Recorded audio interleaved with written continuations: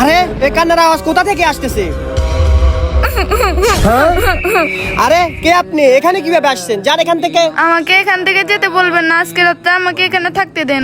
আরে না, আপনি এখানে থাকতে পারবেন না। আমি এই বাড়ির দারোয়ান। আমি ছাড়া এই বাড়িতে আর কেউ নেই। দয়া করে আজকে রাতে আমাকে এখানে থাকতে দেন, আমি অনেক বড় বিপদের মধ্যে আছি। আচ্ছা, টেনশন করিয়েন না, একটা রুম খালি আছে, ওই রুমে আজকে রাতটা আপনি থাকিয়েন। আপনাকে অনেক ধন্যবাদ।